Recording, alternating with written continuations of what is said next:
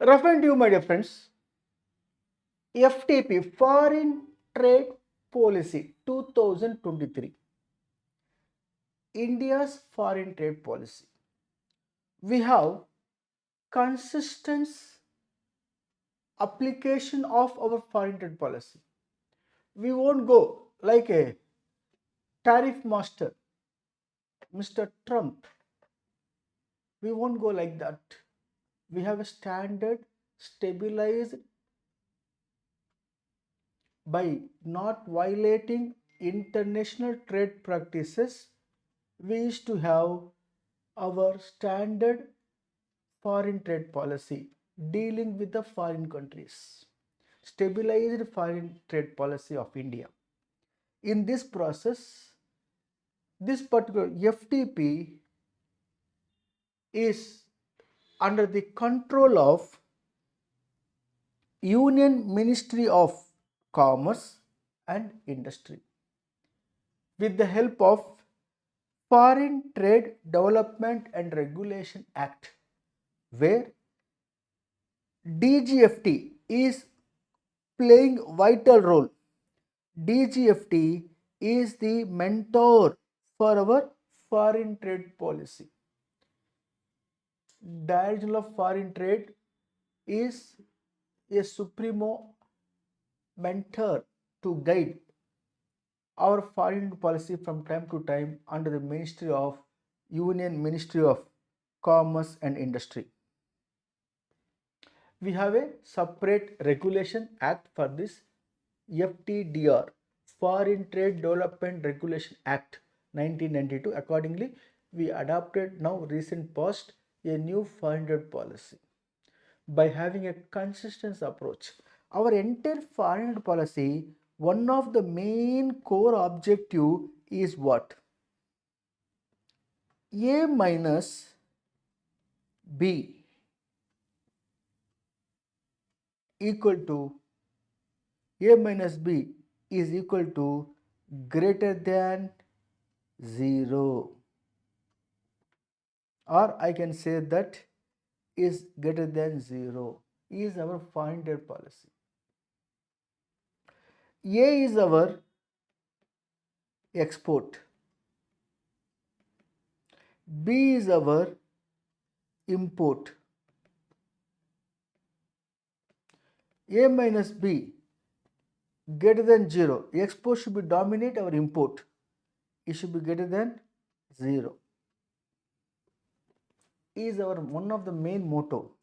So how we can achieve more export than that of import means export is achievable by encouraging our Indian exporter to export the goods. That means we have here export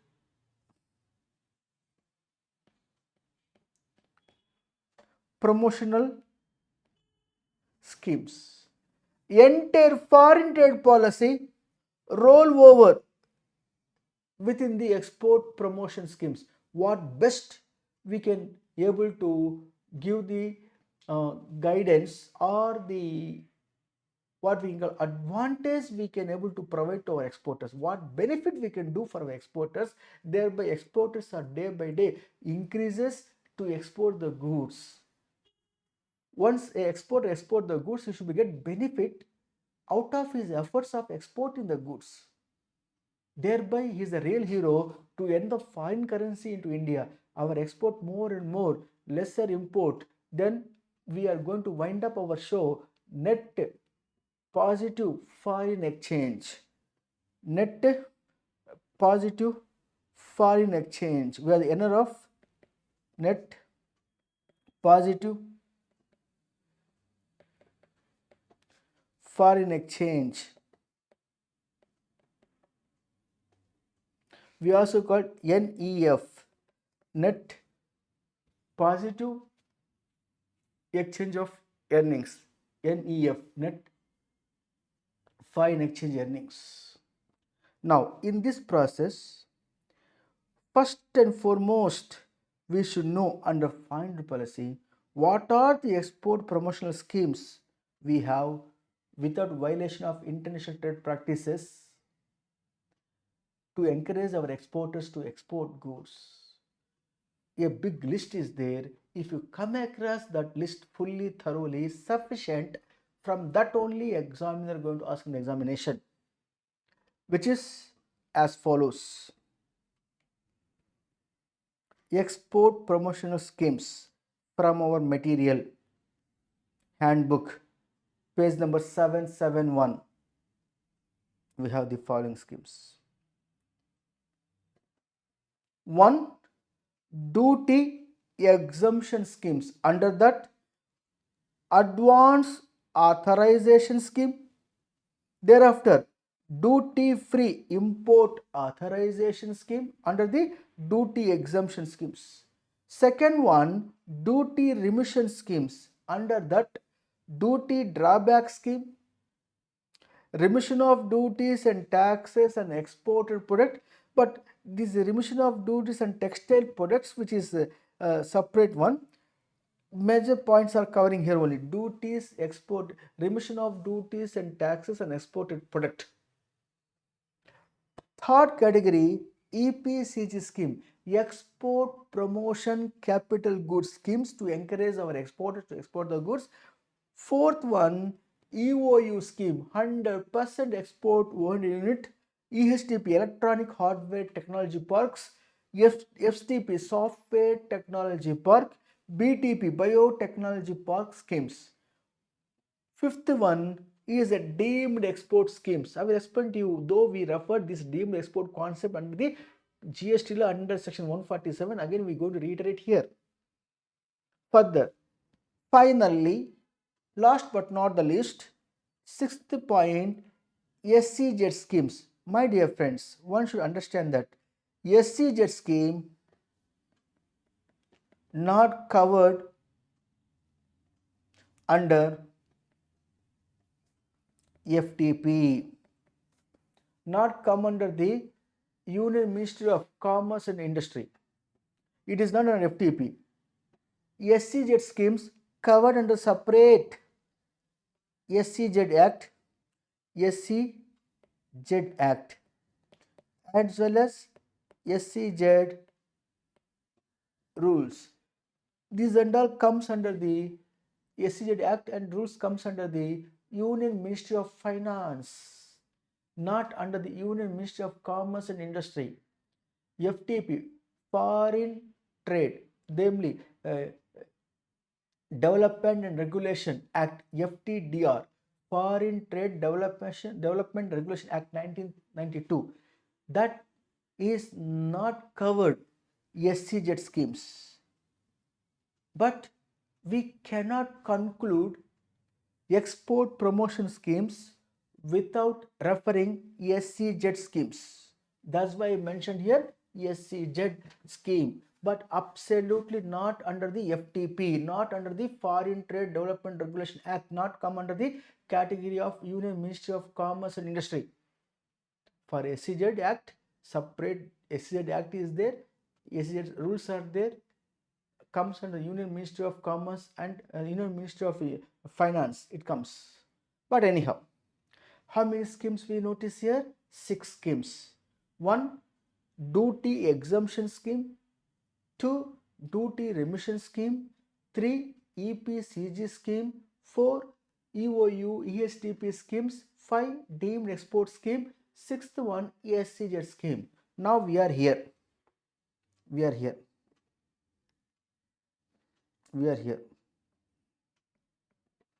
Once we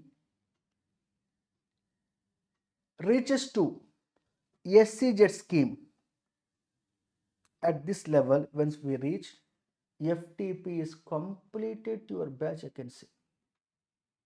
Now let us start first and foremost. Advance authorization scheme means what? How to understand this?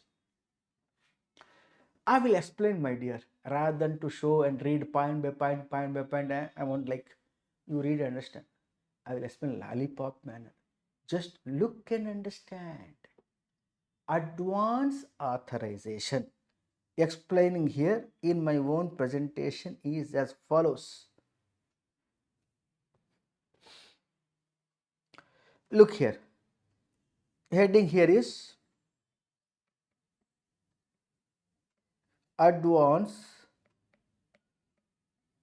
authorization. Means what? We in short called AA. What is authorization? Means permission. From whom? DGFT, Direction of Foreign Trade. When? In advance. What do you mean this? I will explain here. See, here there is a company called X Limited. X is basically manufacturer,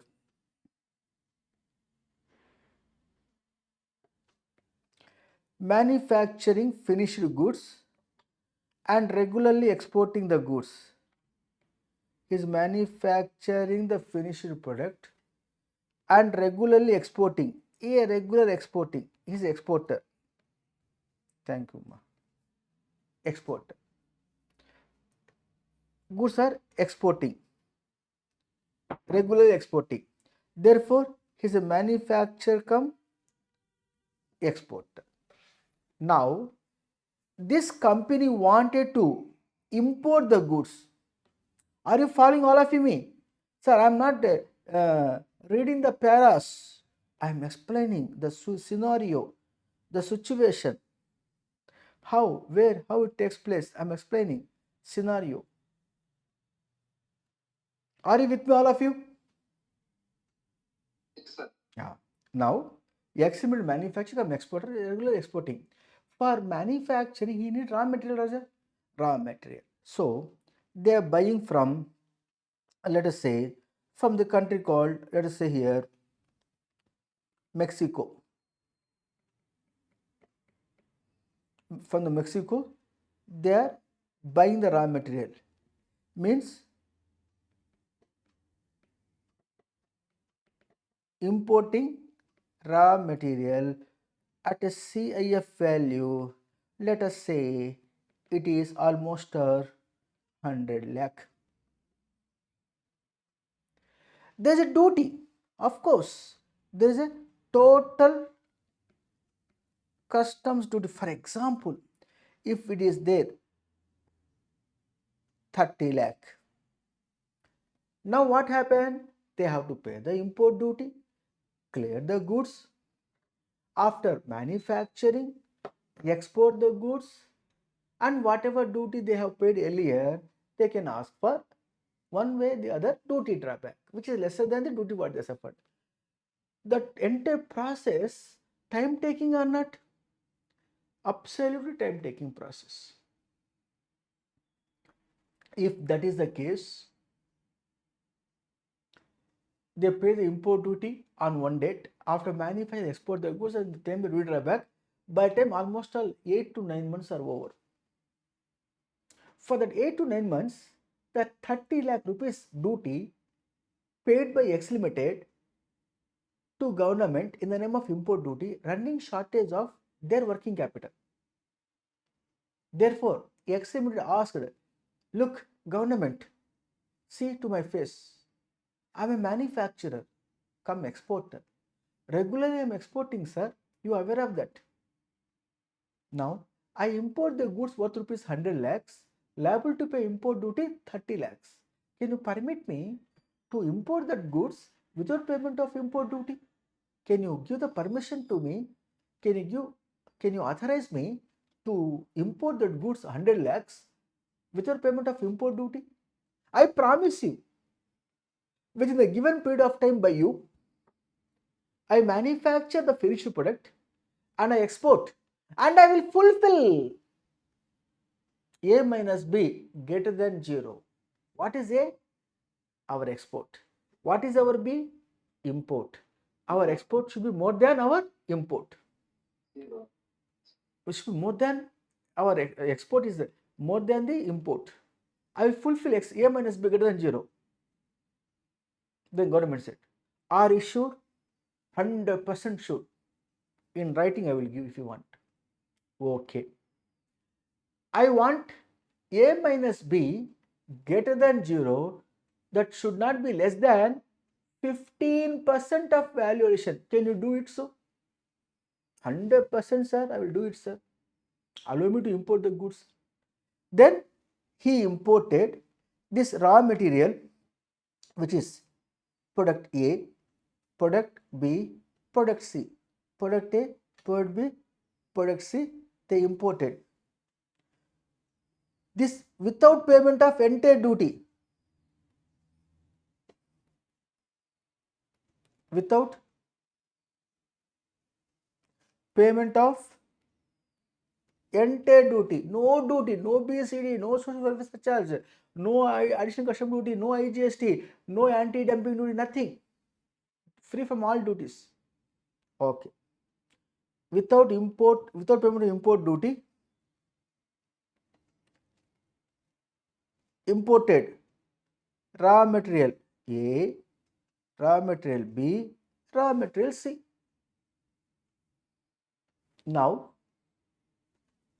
they want to manufacture this entire three products. The three products they want to manufacture into finished goods, and the finished goods should be exported. From the date of importation, within 90 days, the law says within 90 days should export.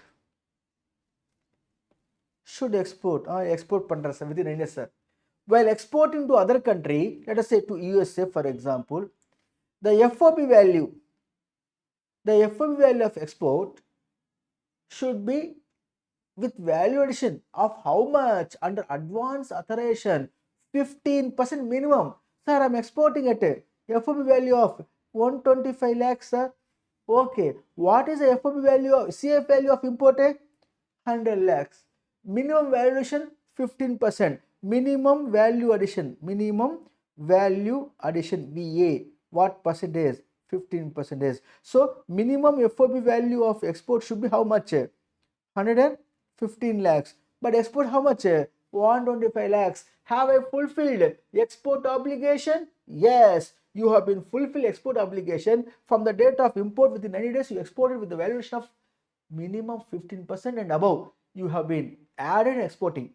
So in that case, hey mister, if you do so, I will permit you without payment of import duty. Means the benefit what I am giving after export, in your case I will give before export. Therefore, that permission given to you in advance, permission means authorization given to you to import. In advance I given the permission to import duty, import the goods without payment of import duty. In the given case, two more points are required to understand here. Time limit to export after importation, how many days? Within 90 days from the date of import. Within 90 days from the date of import should export. Very good. Sir, from the date of authorization, permission granted, AA, from the date of permission granted to import without payment of import duty, within which period you should import? Within which period you should import? There is a specific time period has been prescribed to import that goods within a particular period of time, my dear friends. What is the time period here mentioned here is you have to import that from the date of permission granted to you. Time limit is given, prescribed time period, which I am referring here. For your kind consideration, see here, within 12 months you have to import. From the date of permission granted to you, you have to import within 12 months. Within 12 months, if you are not able to import, further revalidation of the license will be given to you, further extending 12 months. Meaning thereby, within 24 months from the date of importation, permission granted, advance authorization is granted, AA granted. When granted, for example, on 1st January 2025, within 12 months means by 31st December 2025 you have to import. If not, further 12 months by 31st December 2026 you have to import. So within 24 months 12 months time period plus 12 months extension, maximum 24 months. From the date of authorization, within 24 months you have to import without payment of import duty, import the goods. Then from the date of import, within 90 days, you manufacture and export. FOB value export should be more than the FOB CF value of import. How much minimum should be valuation? 15%. If you do so, then you are a very good buy. You redeemed export obligation. Till the time of your export takes place, with the value addition, these goods A, goods B, goods C is under the charge, actual user condition. These raw materials under the charge, namely actual user condition, actual user condition. What do you mean by actual user condition? AUC means what I imported A, B, C. That raw material cannot be sold in India without fulfilling export obligation within 90 days from the date of import. If not able to export within 90 days from the date of import, then what is going to happen? You are a defaulter of export obligation. You will able to pay this import duty of 30 lakhs with the interest. So time period can be extended beyond 9 days, not possible. Revalidation, extension of time period 90 days not allowed. Only maximum 90 days time period is given to you to after importation, manufacture and export. If you did so while exporting, value addition minimum 15% above is there, means you are redeeming export obligation. Then come back, what is actual user condition? Till the time you not export, that goods A, B, C should not be touched to sell in India, that raw material. Point number one. Point number two, even if a product C is value, for example, 2 lakh rupees. The product B, product C, 98 lakhs. Totally 100 lakhs. If the product C, unless you unless you manufacture and export the output of the finished goods, actual user condition not fulfilled. That means you have to use raw material A, put in the pipeline of finished goods. Raw material B, put in the pipeline of finished goods. Raw material C, you put in the machinery in pipeline of finished goods. All should be manufactured. A altogether new product has been emerged. That goods has to be export. After making it export, till the time of export takes place, ABC single raw material should not be sold in India. That is called actual user condition. But one exception is there. In case product C, whose value how much, is only product C whose value 2 lakhs, that I am not going to manufacture, not possible to manufacture, that itself a finished product which I can be attached with my finished product which I manufactured with A and B, exporting. A and B is emerged as finished product, with that finished product C is attaching as a spare part exporting. In that case, such raw material which you imported without manufacture, exporting as such along with the finished product, that value of CF value should not exceed 10% of the total imports of the CF value. 10% of the 100 lakhs is equal to how much? Total imports 100 lakhs. 10% is equal to how much? Which is 10 lakhs. So maximum 10 lakhs worth of the raw material what you imported can be exported as such to fulfill the export obligation, not more than that. Now 2 lakh rupees worth of the raw material C which I am exporting with my finished goods as such allowed, because 2 lakhs well within the limit of 10 lakhs. If you did so, then actual user condition you satisfied. Actual user condition must be satisfied, must be fulfilled, must be fulfilled. You got the clarity? That much only. Advance authorization. Sir, every time of my import, I have to beg before the DGFT for the want of advance authorization to import the goods without payment of import duty not required. If you have export performance past 2 years, then you are eligible for annual advance authorization, means A. How much means 300% on FOB value of export in the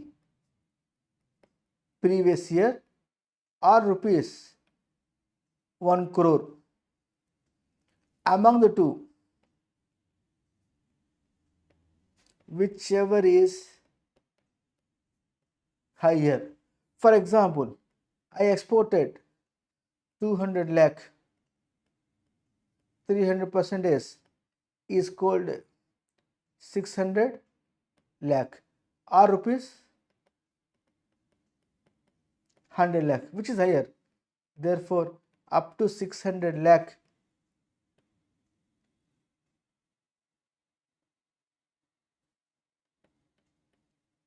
value of CIF,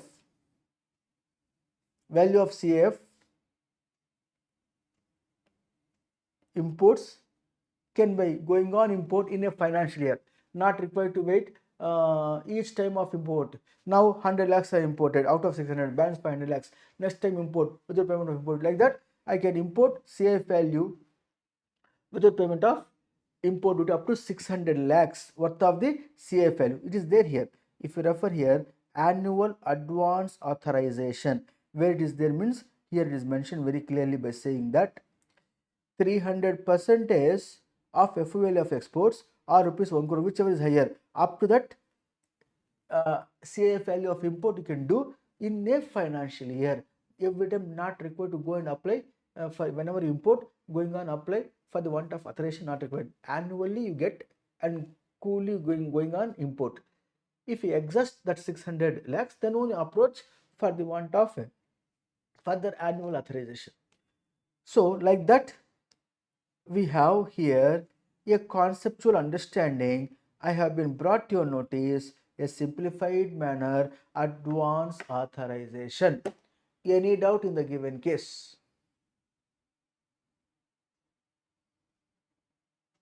Annual advance authorization explanation is completed. Let us look the problems, one or two here and there is to be worked out, my dear friends, from our workbook. Foreign trade policy. For first question itself, I am reading here, is exam question. Question number 1. Jigsaw exports import inputs under the advance authorization scheme with a CIF value of 25 lakh in a financial 2025. Additionally, free cost of inputs valued 5 lakhs were also be supplied by foreign buyer. Compute the minimum FOB value of export required to be fulfilled as a value addition criteria under the advance authorization. So CIF value, how much imports? 25 lakhs plus free sample. That means for standby goods also received, totally 30 lakhs import taken place. So when I export, what would be FOB value? FOB value minimum, how much I said now? 15%. So 30 lakhs into 115% is equal to how much comes here? How much comes, Amma? 115% is equal to 34 lakhs. 50th. Speak out, Amma. Everyone can speak. No need to hesitate. 34 lakhs 50,000 is the minimum value of export should be made. That means FOB value is our export A. A is A, our A. Then our import is our B. A minus B, yes, greater than 0. How much is the excess? 4 lakh 50. Very good. So you fulfill the export obligation. Like that you can say that. Then come back to the regular study. Advance authorization concept understood? Yes? Yes. Now coming to under the duty exemption scheme, one more point is there. Duty free import authorization. Speak out a duty free import authorization. DIFA. DIFA. You have to speak. Nothing is wrong. I'm not going to say why you are disturbing my class. I'm never going to say. You have to disturb my class. Then only you understand the class. Now in this process, my dear sir, bring into a notice DIFA, duty free import authorization. Sir, exact difference between the AA, advance authorization is a pre-export amma. Pre-export benefit. Pre-export. Whereas advance duty-free import authorization is a post-export benefit. Whereas the DFIA is benefit only from the basic custom duty. BCD only will be get the benefit. Whereas advance authorization not required to pay import duty, any duty on imported goods, any import duty not required to pay without payment of any single rupee to bring the goods, without payment of import duty. Within which period have to import? From the date of authorization given to you within 12 months. If not, within further 12 months. Maximum 24 months you have to import. After import the raw material without payment of import duty, you have to manufacture. Within 90 days, export with a value addition of 15%. Is it clear? That's called post the pre-import benefit. Here post pre-export benefit AA. DFIA appude ulta. Post-export benefit only from BCD. How to understand this? I will explain to you in the similar line of how I explained to you advanced authorization. Now benefits explained to you. First the concept of DFIA explained to you here is as follows, my dear sir. See here, DFIA benefit I am explaining. Let us say there is a company called here A, B, C Limited. Of course, they are the manufacturers.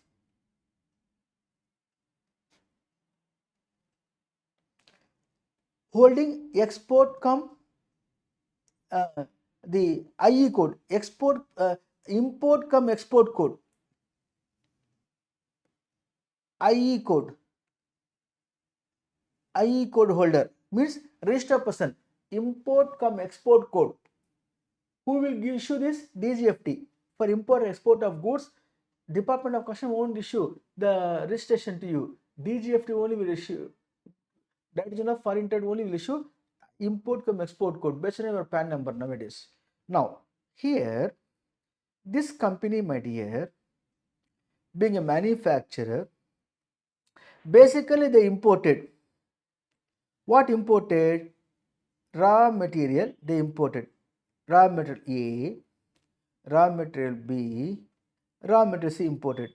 Where it is a CIF value, they imported 20 lakhs, 30 lakhs, thereafter 50 lakhs, they imported 100 lakhs raw material.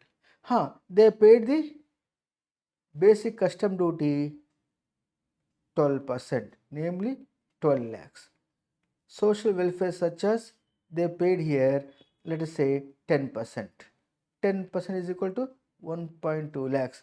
Also they paid the IGST. IGST on what now? On 113.2. 113.2 into 18%, for example. They paid the IGST 20 lakh 37,600. So now so much of duty they suffered, no? Very good. Now Raja, carefully listen here. When they imported in the month of January 25, they imported. They paid the import duty also. No, they paid. Now they wanted to export. They wanted to export. They want to export to, let us say, USA. The goods they want to export to USA. Export. For export, they require to submit one dash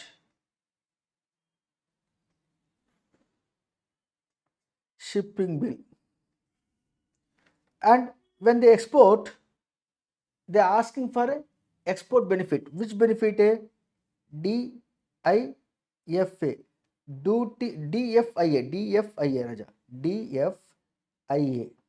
Duty free import authorization they apply. They applied for duty free import authorization. If they applied in the they should export. In that case, export within the time period they given here, within 12 months, within 12 months of application. They said very clearly here. There it is there in the material. I will also show you here. DFIA, where they applied for DFIA.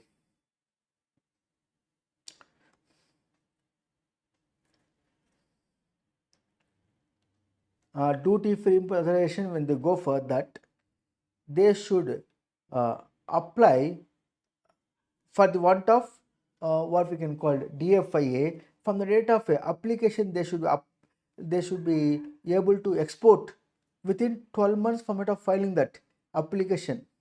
See, export shall be completed. Export shall be completed within 12 months from the date of online filing of application and generation of file number. Within 12 months, you have to be export. From the date of making the application, within 12 months, you have to export. Export point down, sir. Regional authority of DGFT will issue to you DFIA with a validity period of 12 months, which is a post-export benefit. What is this entire? I will explain to you here with the help of the example. Look here. Shipping bill is submitted, applied for DFIA, export within 12 months of application. Yes, export. They exported to USA. Within 12 months from the making the application for the amount of DFIA, they exported. Very good. Then the regional authority will issue. Regional authority means what? RA. RA means regional authority of DGFT, Division of Foreign Trade, will issue here. They are going to issue duty free import authorization. Of what value? This value here is equal to the BCD, not anything else. How much BCD you suffer here? 12 lakhs. So DFIA benefit is 12 lakh. This benefit is given to you before export or after export? Exported. After that only they have given to you. Then the DFIA is a post-export benefit. The DFIA is a post-export benefit. So what is the validity of this particular DFIA? Validity of DFIA is 12 months life period. 12 months. Within 12 months, if you are going to import tomorrow, then from that imports to the extent of BCD, what DFI value? 12 lakhs. 12 lakhs worth of the BCD you not required to pay. With the conditions, hey mister, have you exported within 12 months? Exported within 12 months from the date of making the application for the want of a DFIA. Very good. While exporting, you should have to have a value addition. Value, VA na value addition. How much percentage is the minimum? 20%. That means my FOB value of export in Indian rupees is 20% value addition. What is my CIF value? CIF value of import how much? 100 lakhs. If so, minimum valuation 20%. If I export FOB value of 150 lakhs, that means minimum valuation satisfied or not? Yes or no? Tell me. What is the minimum FOB? 120 lakhs. But I export how much? 150 lakhs. I exported within 12 months from the time of making the application for the want of DFIA license. Exported. Department verified. Very good buy. You have been exported. FOB value minimum 20% valuation. Excellent. You are entitled for DFIA. DFIA is equal to the BCD value what you suffer at the time of import, which is 12 lakhs. That much only benefit. Here, when you are tomorrow, day of tomorrow, over a period of 12 months of validity period, you are going to import any goods. Any goods means which goods? The goods should be SION, SION, stand input output norms, meaning what? You have to import only those goods of raw material A, B, C. That alone you have to import because that alone you have been used to manufacture finished goods exported. When you imported that, any furthermore you are going to import after having DFIA worth rupees 12 lakhs, you should import A, B, C raw material where BCD to the extent of rupees DFA value of 12 lakhs not required to pay. So a benefit given to you at the time of import is a post-export benefit. Now Cyan, you understand what I imported by payment of import duty after valuation exported after having DFIA. If tomorrow I am going to import, I import only those goods which has been used in the export of finished goods. That only I have to import. Very good. Now here a simple practical point. Sir, this ABC Limited unable to use within 12 months of validity period of DFIA, they are not going to import A, B, C raw material. In that case, if they are not in a position to import, they can sell to somebody else because here there is no actual user condition. These goods ABC has no actual user condition because I got the benefit only after export, unlike of advance authorization. So here is a post-export benefit, no actual user condition, but Cyan should be satisfied. A, B, C imported by payment of import duty. I use in the manufacture of finished goods which I exported with a valuation of 20%. Then I got now DFIA worth rupees 12 lakh equal to BCD what I suffered. If I am going to use that DFIA, I have to use English only for those products which have been used at the time of export as a raw material. That goods only have to import now. When I import ABC, subsequently where I am liable to pay any basic custom duty up to 12 lakhs, not required to pay basic custom duty because I am a holder of DFIA. If I am not going to import within the validity period of 12 months from the date of issue to me, then in that case that can be sold to somebody else. It is a negotiable instrument. Somebody can able to purchase it. I can sell at discount value, I can encash the payment. I can sell at 10 lakhs, I can sell 11 lakhs, I can sold. The other person who purchase it, he can get benefit to the full value of 12 lakhs, not to pay BCD if the other person going to import product A, product B, product C as the raw material. Is called post-export benefit DFIA. With this, I can say that there are exemption schemes. Look here, advance authorization is completed. DFIA, duty free import authorization, also be completed. Duty exemption scheme, major scheme is completed. Coming to point number 2, export promotion schemes, where duty remission schemes. What are they? Duty drawback scheme, remission of duties and taxes and exported product scheme. How to understand this? I will explain to you in just like that. You understand, my dear friends. Duty remission scheme, Raja. Look here, duty remission scheme. One is duty drawback scheme. All industry duty drawback, brand rate of duty drawback, special brand rate of duty drawback have I not covered to you in the duty drawback chapter. Minimum is 1% FOB value, maximum 33% on the FOB value of export. Have I explained or not? Empa, duty drawback have I explained to you or not? So this scheme already covered under the customs. So duty drawback scheme is already over. Any doubt, you can refer the recorded class which is available in the Rio player of us. Now coming to the duty remission scheme, which is one of the duty remission scheme under that. Duty remission scheme under that, one of the scheme is called as export of goods under LUT without payment of IGST. Have I not covered this under the chapter called refund of GST?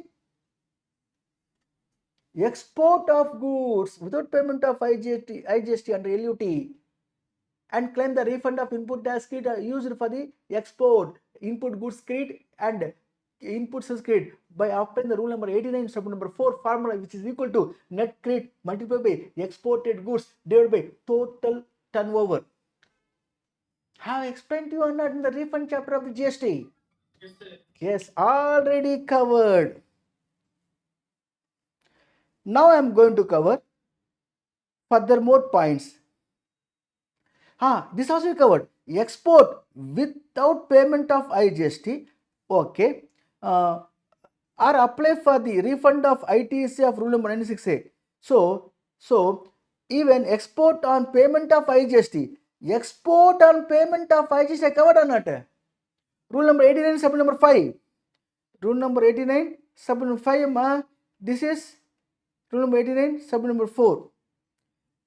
Export by payment of IGST by utilizing input tax credit and capital goods, and whatever I pay the GST, namely IGST on export of goods, I can ask for refund. Refund can I claim or not? A tax planning approach I referred to you or not under section 54 of the CGST? Yes. Already covered. So duty remission scheme, duty drawback scheme I covered, export of goods without payment of IGST and LUT I covered, payment of IGST and export of goods and same and claim refund also be covered. Now referring to you here, remission of duties and taxes on exported product. The heading is what? Remission of duties and taxes on means remission of remission of duties on duties and TINA taxes on exported product. Remission of duties or taxes on exported products.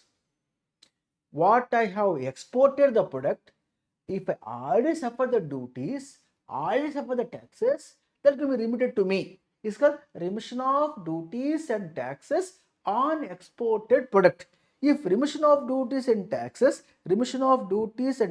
on exported product, if that is the case, what duties I suffered I can get back? Sir, earlier there was central excise duty, there was a state excise duty, there was service tax, there was a VAT, there was a CST, central taxes, state taxes, whatever I suffered are duties of imported goods under the customs law. I suffer the duties. So whatever duties I suffered, whatever taxes I suffered at state level or at interstate level, namely central taxes, state taxes, central duties, state duties, if I already suffered that goods after manufacture, if I exporting, the duties already suffered by me, I can ask for remission. I can get back remission of duties and taxes on exported product. So how they will get we will get the refund here? The benefit we'll get here means is also post export. Remission of duties and taxes on exported product is a post export benefit. The benefit will be as follows. What FOB value of export? FOB value of export or 1.5 times of market value of that particular goods claimed to DTA. Among the two, whichever is less, that value you have to take, and that value you have to apply reward. What percentage of reward you will get back as a your benefit means it may be 1.2% or 1.8%. For example, 1.8% on that value. On that value, 1.8% is the reward scheme. That value of amount is going to be given to me as a duty credit script. Meaning what? How to understand? Don't worry, I am going to explain with the help of examples by showing you the provisions. Look here. When you refer here, the values should be how to compute. Very, very simple, my dear.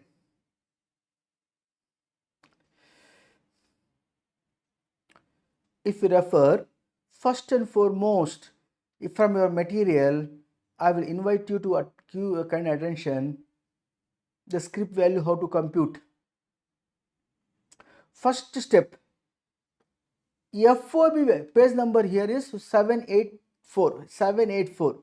FOB value of export compare with the 1.5 times of the market value. FOB value, for example, 100 lakhs. Market value 80 lakhs. 1.5 times. 1.5 times of market value of the exported goods.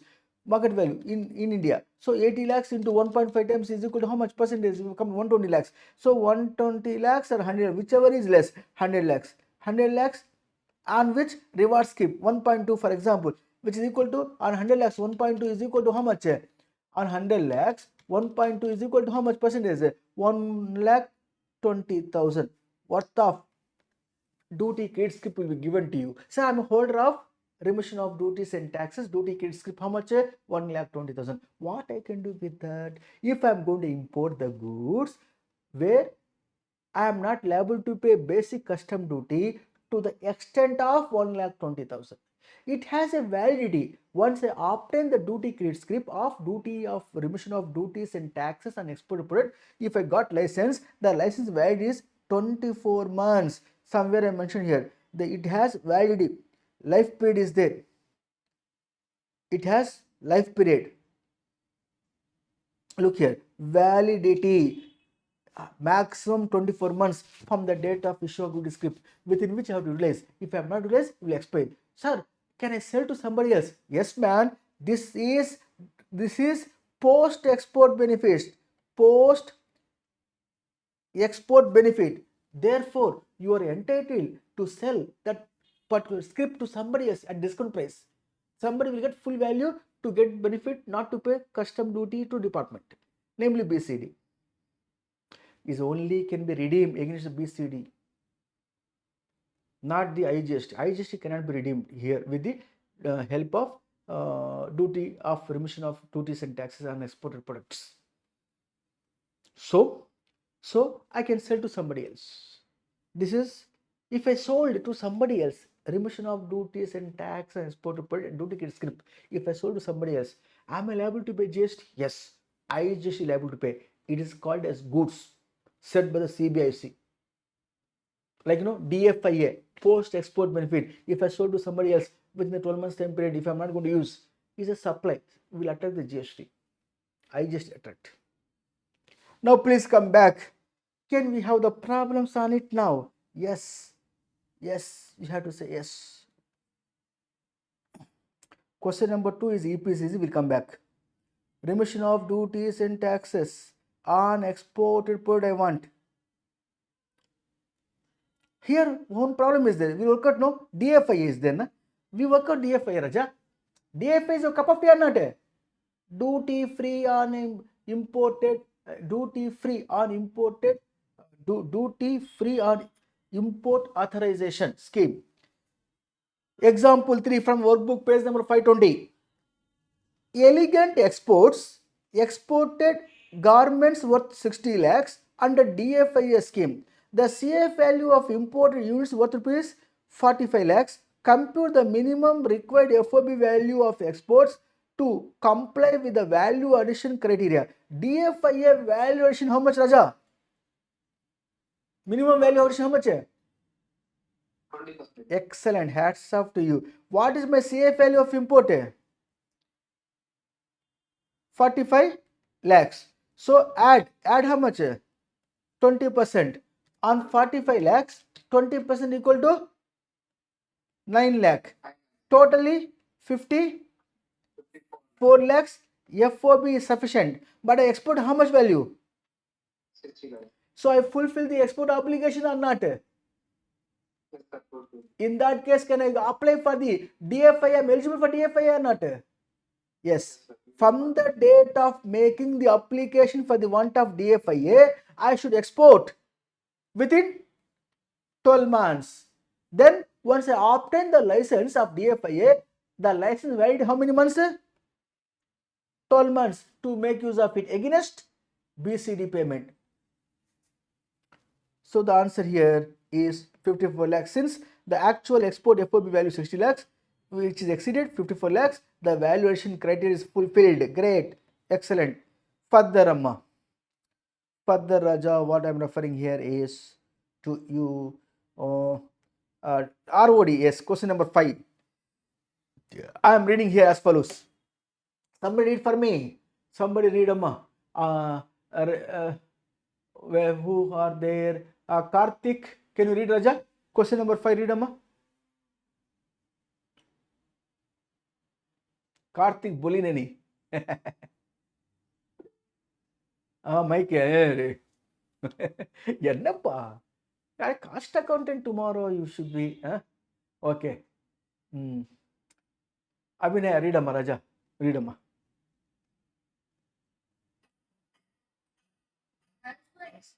exported ready-made garments, their total value is 25 lakhs. The notified ROD rate is 1.2% of FOB value, with a value cap of rupees 5%. The total quantity exported is 10,000 units. Compare the ROD. Yes, great. Now here only FOB is there.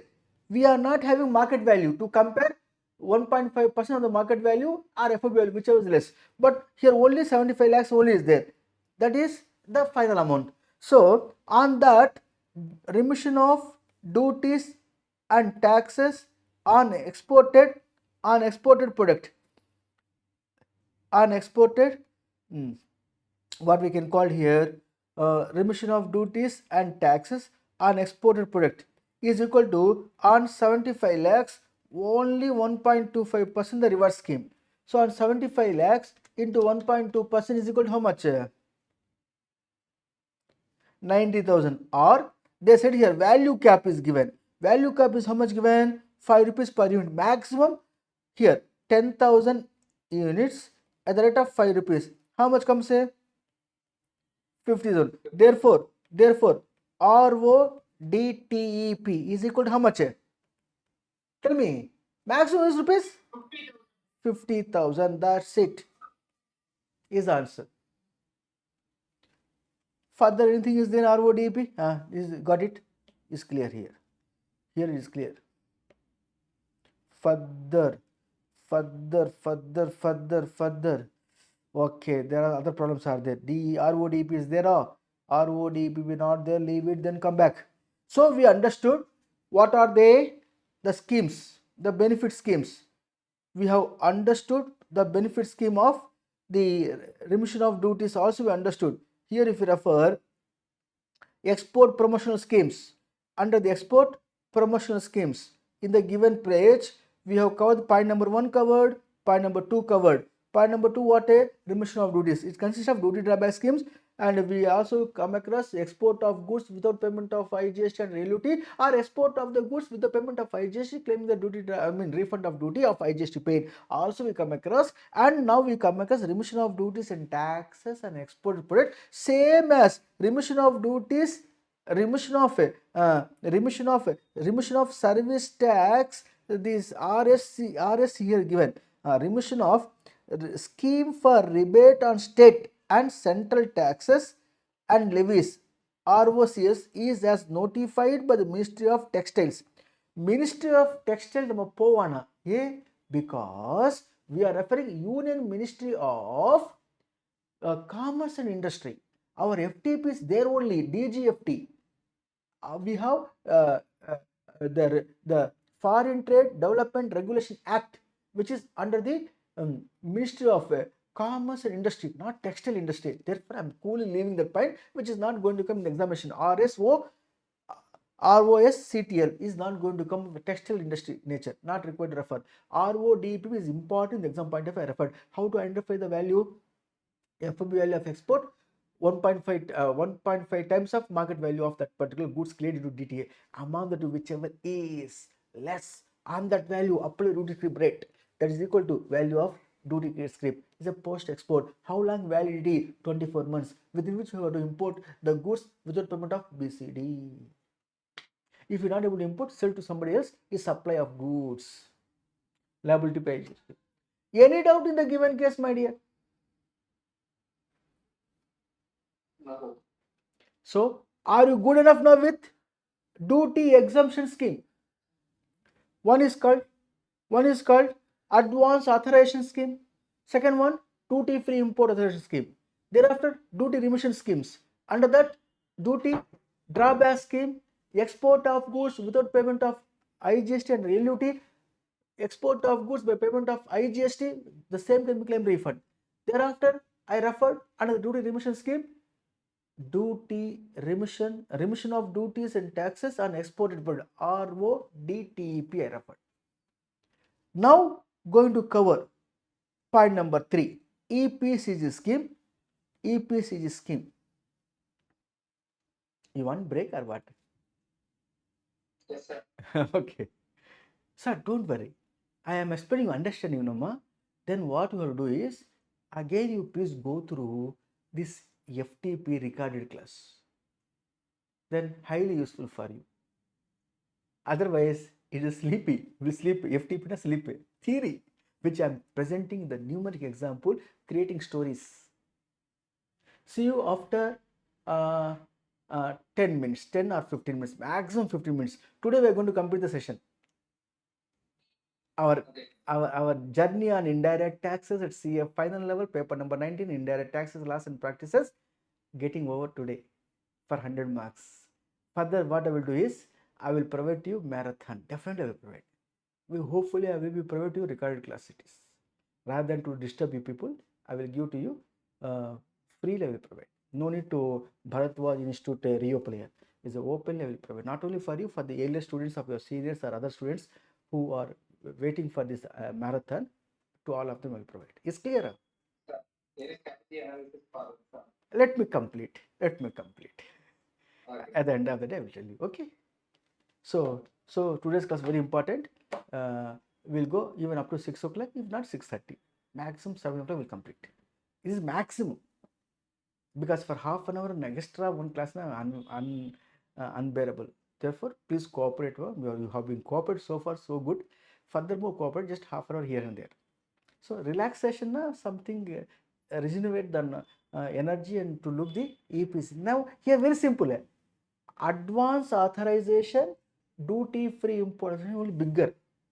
The two is understand, then EPCG, EOU, deemed export under GCB for you. I will explain to you. Okay, just relax for 10 minutes.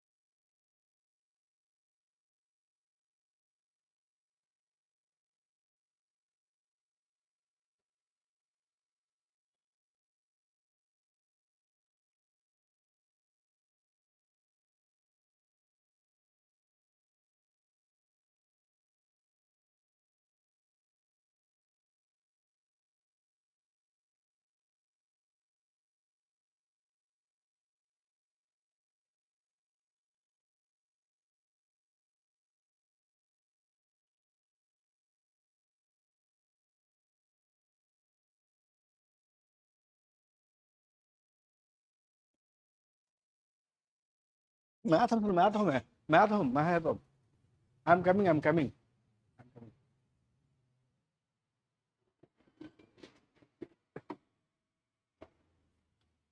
आप बैठो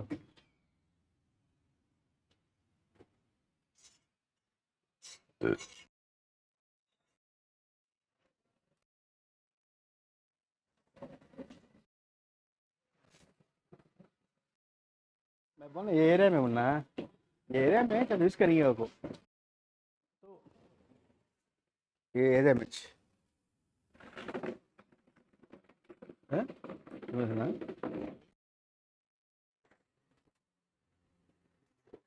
वो क्या घर में क्या नहीं है बड़ा भाई ना चा बड़ा बड़ा है ना सुंदर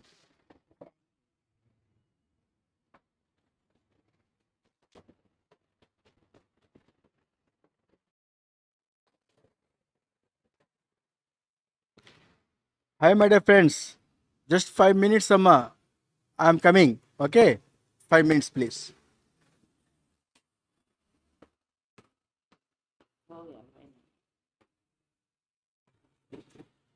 एक घंटे में खाता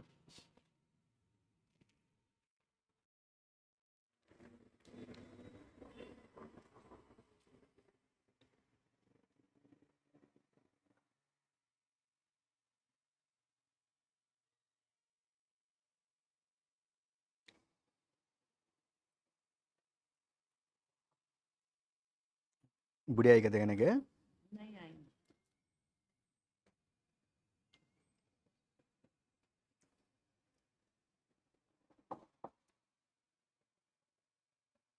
मैंने आपको बोला था कौन है डांस मास्टर है हाँ, 10 हज़ार बढ़ गए तो मैं एक स्कूटी बुक करे रख लो कहते क्या है कहते तो कहते रख लिखे हार्ले क्या एक बाइक भी चाहिए मेरा इसको रख लेता निकले क्या बोलेंगे फिर ठीक से रख लो।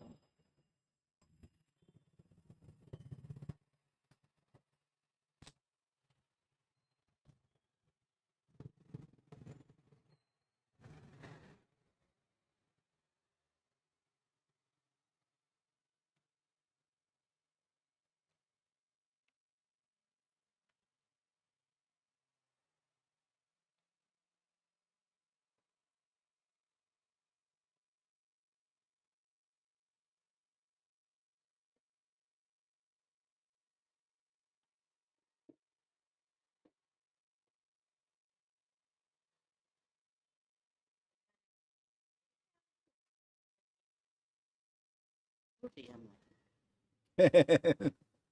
सौंडे बेटा उन्हें गांड बेटा में बरते नहीं ना बरते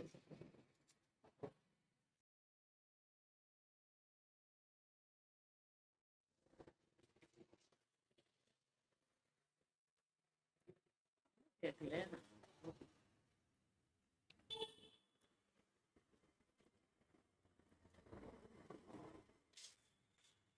कैकू ये दे डाल को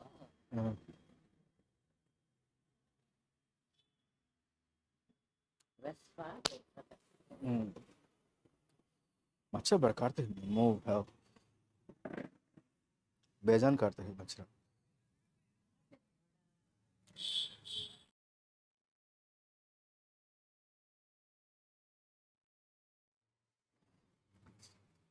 क्लास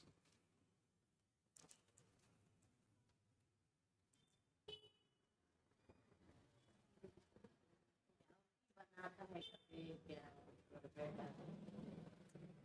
तो पढ़ लो को बोलते हो को उसके बाद बना लो ना पढ़ लेना पढ़ लो ना फर्स्ट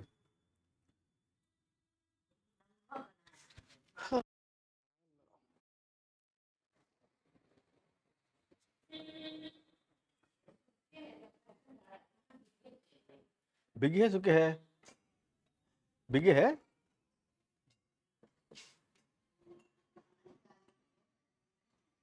नको लो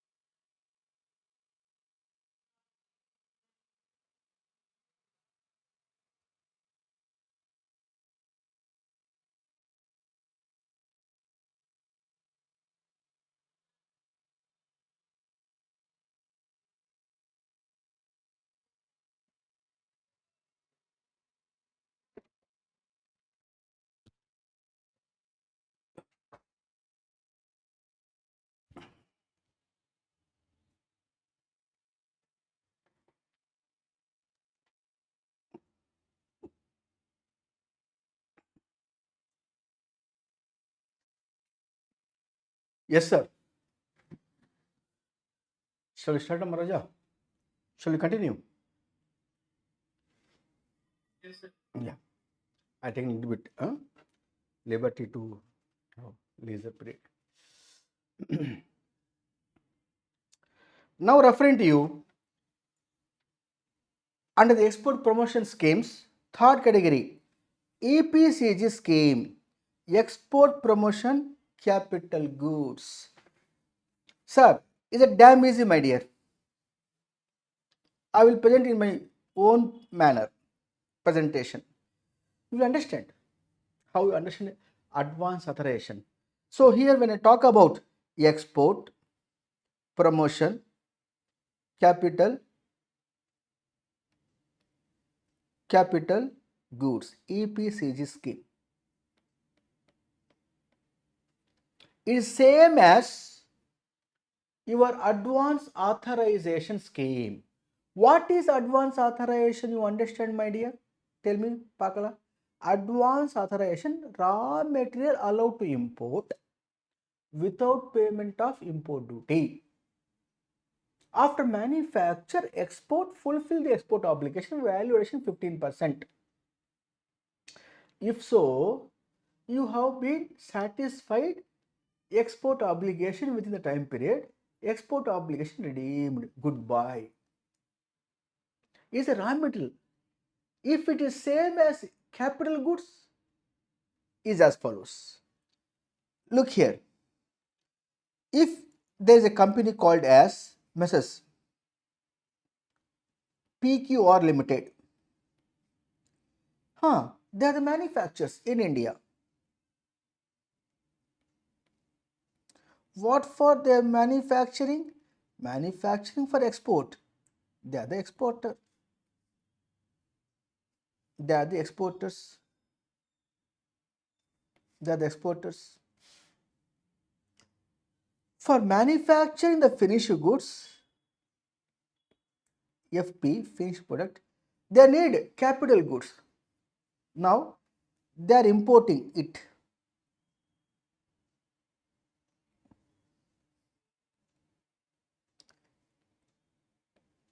Importing from other country, capital goods.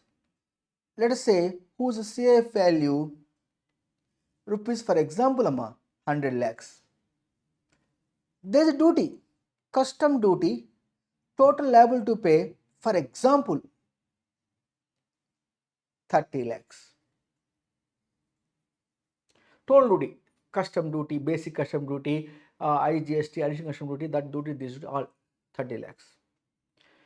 Now, PQ are asking, sir, allow me to import the capital goods without payment of import duty. I promise, sir, using that capital goods in my organization, I will manufacture the finished goods. That finished goods I am going to dash. I am going to dash. Tell me, export. Definitely will export, sir. Allow me to import the capital goods without payment of import duty. That is a scheme known as pre-export benefit. Pre-export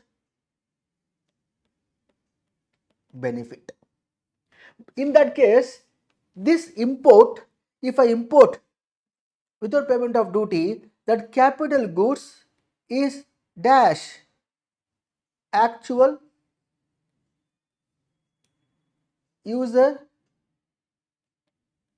condition. Then this particular custom duty, how much custom duty? 30 lakhs. The law of the land says 30 lakhs not required to pay.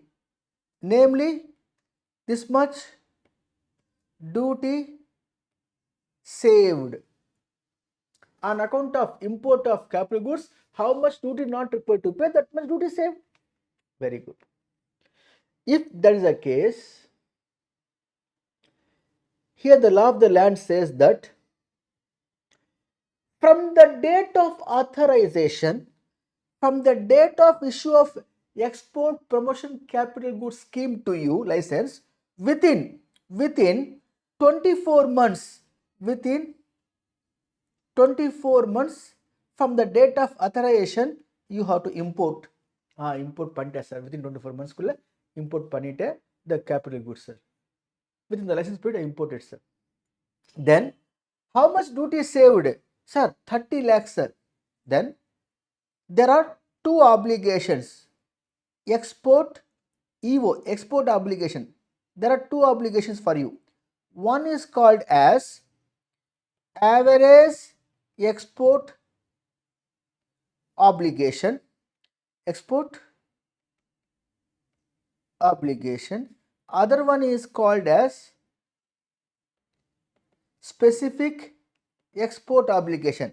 Sir, what is my average export obligation I have to fulfill, sir? Because the goods has been imported by me on actual user condition, because is under charge without payment of import duty. Even well before exporting the finished goods, I import the capital goods. In that case, I have to fulfill the export obligation. Until I discharge the export obligation, I should not dispose of my capital goods, because actual user condition it is. So is under charge. What is export obligation? Average export obligation. Take previous year, first 1 year, previous year 2, previous last 3 years. How much my FOB value of export? Here 20 lakhs, 80 lakhs. Here, for example, Amma, I'm telling you 200 lakhs. Total how much? 300 lakhs. This 300 lakhs divided by 3 years. Average export obligation will be come into here. How much rupees? 100 lakhs. 100 lakhs worth of the average export obligation I have to fulfill within export within 6 years. Within 6 years from the date of authorization. Within 24 months from the date of authorization, I should have been import. See, here is there. Here very clearly mentioned, for a kind consideration in a simplified manner I mentioned by saying that, see, here I mentioned export obligation. If you refer here, EPCG scheme. Here if you refer, sir, it is under actual user condition. Yes. Further, they said here, validity. Authorization shall be valid for import for 24 months from the date of issue of authorization. Thereafter, no revalidation, no extension. After that, you have to export. Within how many years? Means within 6 years. Within 6 years from the date of, here very clearly mentioned, the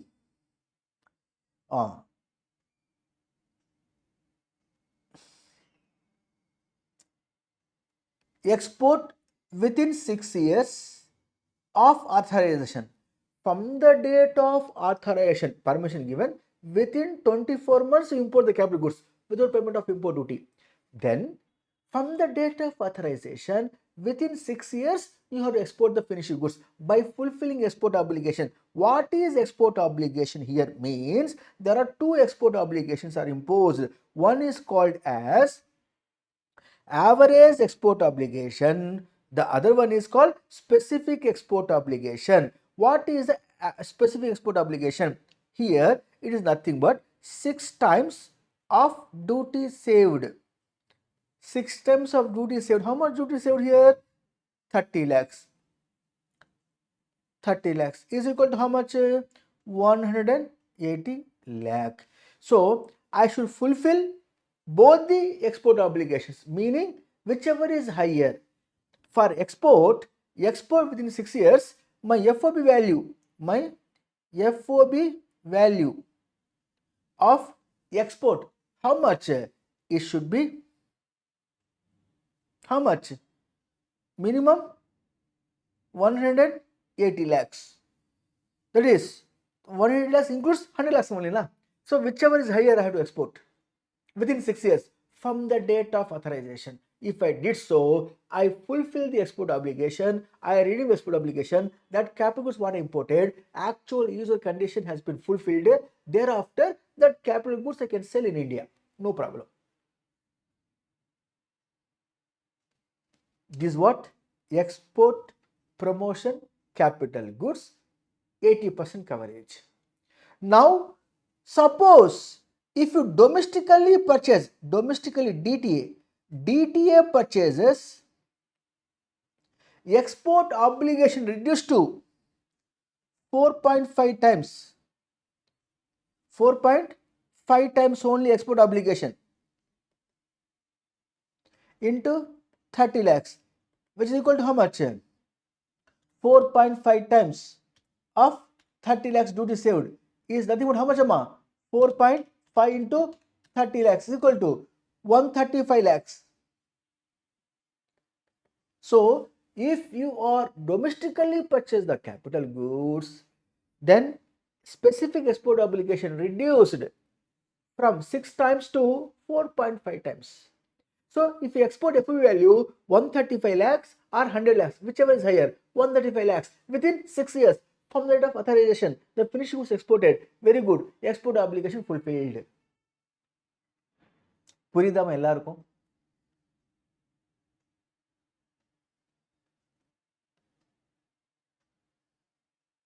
புரிஞ்சுச்சா? The DTA purchase, the purchase of capital goods or selling the finished goods. Correct.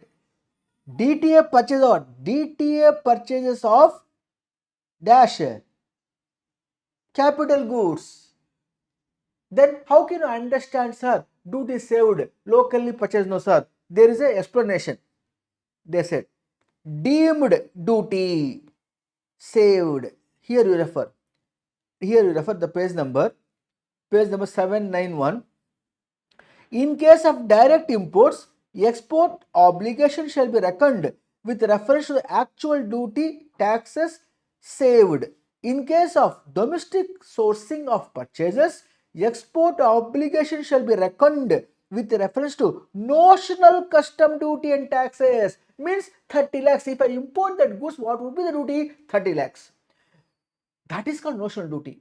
That is duty saved if I purchase locally. If I purchase locally, that 30 lakhs multiplied by 4.5 times is equal to 135 lakhs. That export obligation is average export obligation or a specific export obligation. Amount whichever is higher, if I export, I fulfill both the obligations. Puridamma? Yes or no? Yes. Now come back to this. Here in this process, up to this you understand, I am going to add only small point. Sir, 6 years time period is there no for export from the date of authorization. Half of the 6 years, 6 years, half equal to 3 years. If I export less than or equal to half of the 6 years, if I export my FOB, 75% of specific export obligation. If I export FOB value 75% of the specific export obligation less than or equal to 3 years, less than or equal to half of the total period of 6 years. Within 3 years, if I export 75% of the specific export obligation, how much comes? 75% export obligation. For example, 180 lakhs. 180 lakhs you take as a base. If so, 180 lakhs on which 75% is equal to how much comes? 180 lakhs into 75% is 135 lakhs. If 135 lakhs FOB value of export if I exported within 3 years or less than 3 years from date of authorization, which is going to fulfill 100% of average export. Average export how much? Here 100 lakhs. 100 lakhs, 100% is equal to 100 lakhs. That means 135 lakhs includes 100 lakhs. That means I mean to say that if you are exporting the goods FOB value within half of the 6 years, 75% of the specific export obligation, which will fulfill 100% of the export obligation. If you did so, then the remaining export obligation 180 minus 180 lakhs minus 135 lakhs, balance 45 lakhs of FOB of export not required to export, we declare that you have redeemed export obligation set by the foreign trade policy. In case, my dear, if you are exporting 75% or more of specific export obligation within 3 years or less than 3 years from the date of authorization, that export fulfilling 100% of average export obligation, then the balance leftover obligation not required to be export. If you export, well and good, otherwise no problem. We declare you have been redeemed export obligation. You are free from actual user condition. That asset what you imported free from any charge. Therefore, then that particular product of capital goods you can sell in India where you are liable to pay GST as supply of goods. This is what FOB, the concept of called as EPCG scheme, is an encouragement for the exporters. Come back. With this, my dear sir, EPCG scheme also be completed from our export promotion schemes. Now coming to point number 4, EOUs, export oriented units, EHTP, electronic hardware technology parks, software technology park, biotechnology park schemes has been introduced by the government of India to encourage exporters to end the foreign currency to meet A minus B greater than 0. Now it is relevant to refer, my dear, bringing to your notice. Let us have a problem before going for EOU, SCZ and all. Let us have a problem on EPCG scheme from the workbook. That will be more attractive, no? Yes or no? Shall I have problem and go for the further study, or shall I compute all the points and come to the problems? What is your choice? Problem one school. Yes, problem will have. Excellent. Go for problem, my dear. On the EPCG scheme, Export Promotion Capital Goods Scheme. Let's have the problem.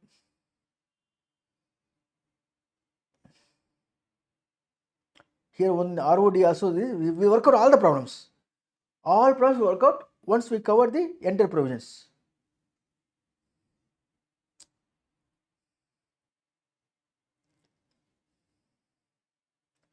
EPCG scheme. Which problem number, Raja? Anybody be able to guide me? EPCG scheme. Somewhere we come across no earlier. See, question number 2. Question number 2 from FTP workbook of the CMA Institute.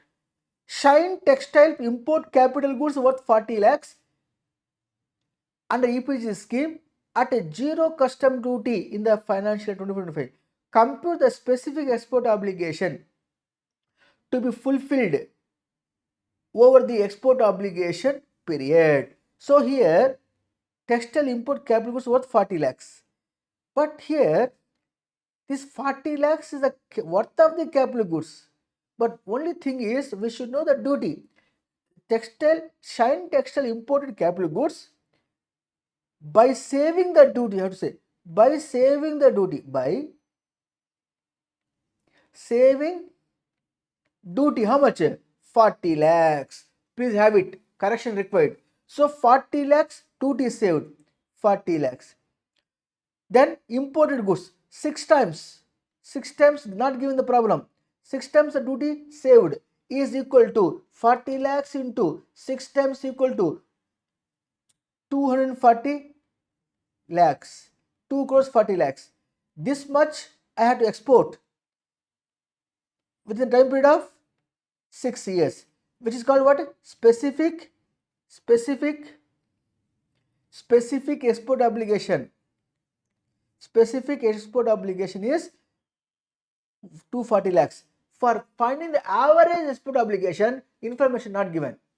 Then how much here? Specific export obligation 2 crore 40 lakhs.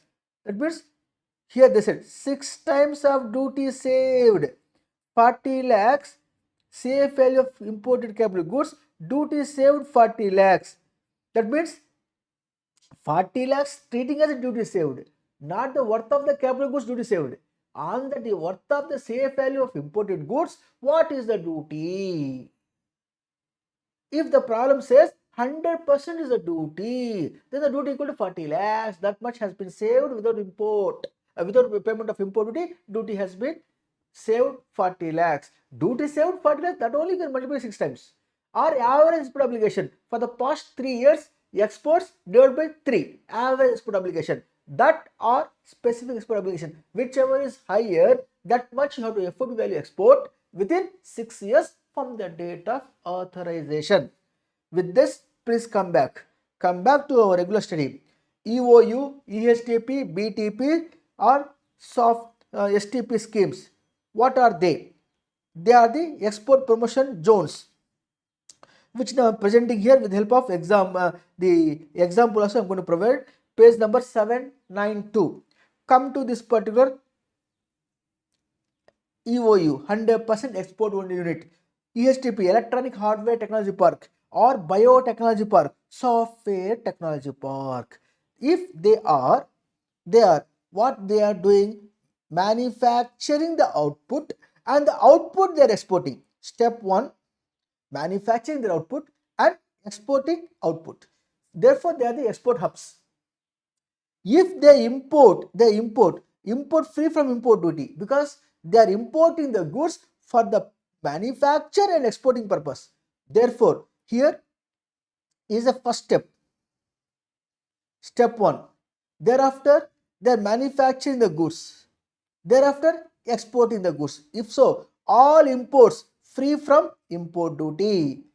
If they procure the goods from locally, supplier of the goods who supplied the goods to EOUs, ESTPs, BTPs, we called as a deemed exporter, and the deemed exporter liable to pay IGST under section 147, no exemption in GST, but that IGST paid on supply of goods can claim refund by the deemed exporter, provided the buyer of that goods has been declared not claiming the input tax credit, not claiming the refund of it. You are already aware of it. We discussed this point under the GST refund chapter. So, what for the EOUs? How can you say EOU? EOU should fulfill A minus B greater than 0. They have fulfilled net foreign exchange earnings, NFE, they fulfill in a block of 5 years. There is a concept here. Positive net foreign exchange earnings, A minus B greater than 0. A is our export, B is our import. So, in a block of 5 years, they have to fulfill. Then they maintain the status of 100% EOU, export owned units, which includes Electronic Hardware Technology Park, which includes Software Technology Park, which includes Biotechnology Parks. If that is the case, how to compute A minus B greater than 0? A problem on it in a block of 5 years. Here, this question number 4. Miss Galaxy in Electronics from workbook Raja. Galaxy Electronics and SCZ unit achieved FOB value of export 8 crores during financial year 2025. Safe value of import and capital goods 5 crores. Payment made in the foreign currency for royalties and commission amount to 50 lakhs. Compute whether the positive net foreign exchange criteria NFE is nothing but A minus B greater than 0. A is our export, which is given 8C. minus B is our import. How much given? 5 crores capital goods imported by spending the money. Then by spending the almost 50 lakhs, they import the services. Totally payment gone. How much? 5.5 C. Then this is equal to how much? Balance 2.5 C. C na crore. So is a positive net foreign exchange earnings. They are satisfied. So they are continue as EOUs. In a block of 5 years, you have to refer this, not every year. So here refer here. Yes, 2.5 criteria satisfied. Continue as EOUs. Now please come back. So EOU get the benefits. What benefits they get here? All their imports free from import duty. Even they procure the goods internally in domestic tariff area by payment of IGST, they can avail the refund of that. If not, avail the refund by the deemed exporter. The benefits are there. Is it clear? Therefore, they are the export hubs. Coming to deemed export concept. Deemed export concept. What do you mean this deemed export? When a person called as deemed export, I told you, again I'm reiterating with the help of numeric example here. So deemed export. For example, Raja, here one is called as XYZ Limited. They are the exporter.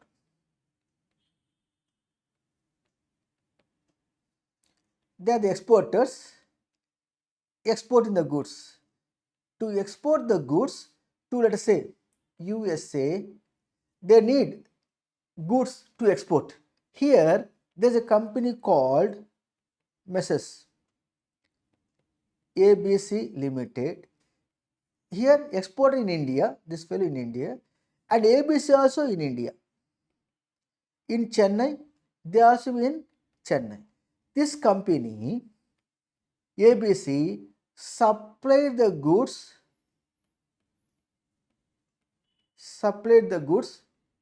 to XYZ, and XYZ is exporting the goods. So no doubt it is export. The supplied by ABC to XYZ is called what? Deemed export only when this being an exporter who submit what? Shipping bill. When he submit the shipping bill by clearly mentioning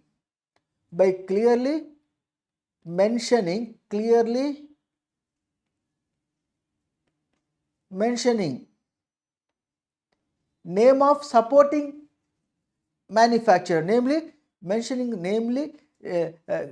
name of ABC Limited, submitted shipping bill by exporter by clearly mentioning the ABC Limited, then only this ABC is called as deemed exporter. Then the benefit of deemed export he will get. What benefit he will get? Deemed export benefit, IGST levied on such supply to XYZ Limited, the same can claim refund by whom? ABC Limited, provided XYZ not claiming the refund, not claiming input tax credit, and he given in writing saying that if a refund can be claimed by the ABC Limited, the concerned jurisdiction officer of ABC Limited, XYZ Limited, also stated that yes, the goods supplied by ABC is received by XYZ, and such a certification should be obtained by the ABC from the jurisdictional officer of the XYZ. Then by submitting all these documents along with the IGST payment proof, IGST can claim as a refund by ABC. Is a benefit to deemed exporter. Now let us have one problem on this. One problem is appeared in the examination on this deemed export. This question number 5 is over. Question number 6 is what they say. Minimum FO value they're asking. We'll come back to question number 6 later on. Question number 7. Claim the duty exemption solely on the FTP. No, okay. I will come to question number 7 also. Later on I will come. Question number 8. Question number 8, remission of duties and taxes. We'll come back. This also we can work out because ROD scheme it is. Then I'm referring here deemed export concept, no Raja. Yes. This what? Question number 9 I'm referring. Can be somebody read for me, my dear friends? Who can be read? Here is there, no? Can we read? Mukti Rupini. Can you able to read, Raja? Mic is good for you. Question number 9. Yes, sir. Yeah. Go ahead. Pavitra, na? Okay, read. Pavitra, read them. Go ahead, Raja. Yes, go ahead, brother. Which Nova Traders Private Limited, a merchant exporter based in Mumbai, secured an export order for USD $150 from a buyer located in New York, USA. To execute this order, Nova Traders approached the Sunrise Manufacturing Limited, a manufacturer located in Pune, Maharashtra, to supply the goods. Shipping bills relating to the consignment mentioned only Nova Traders Private Limited.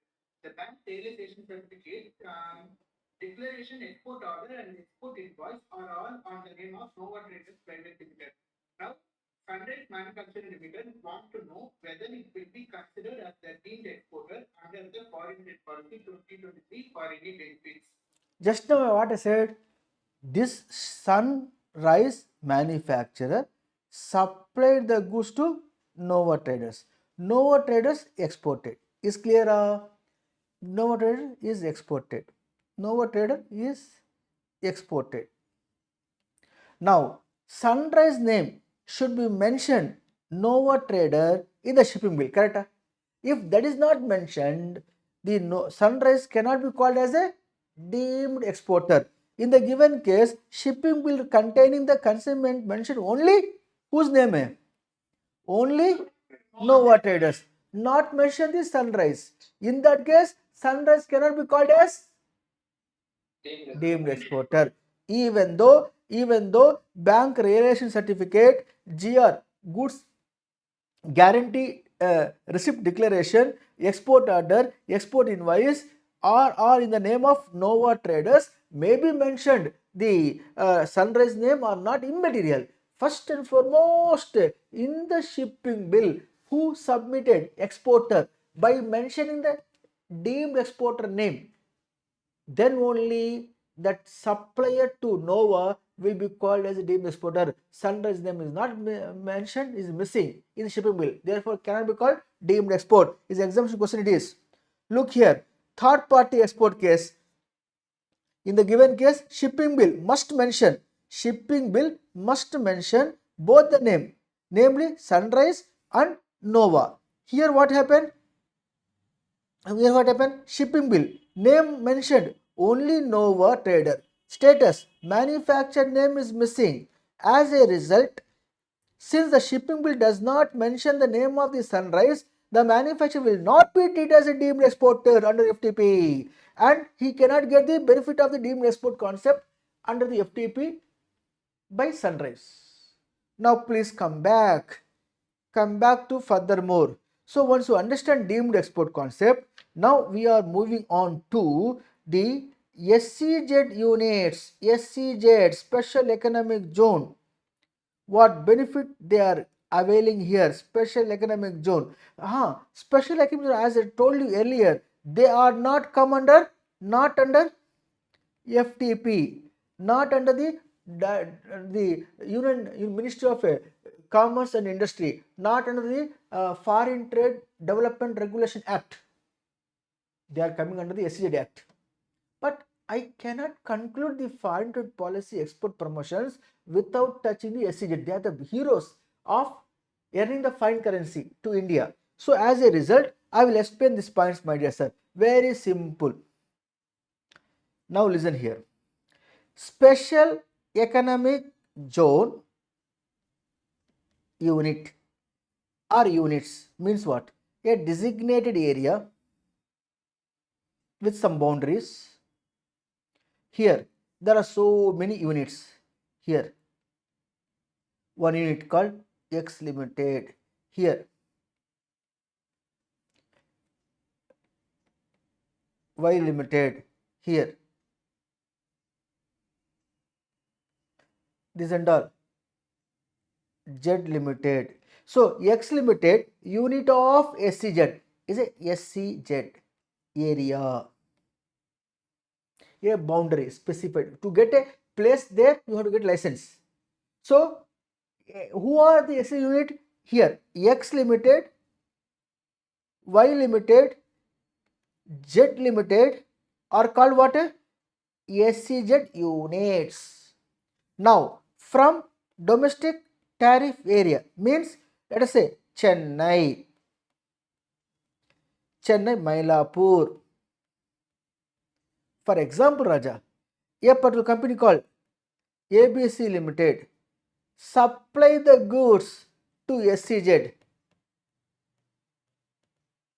supplied goods to SCZ. Where the SCZ is there? In Chennai. MEPS is also in Chennai. In that case, we called as export of goods.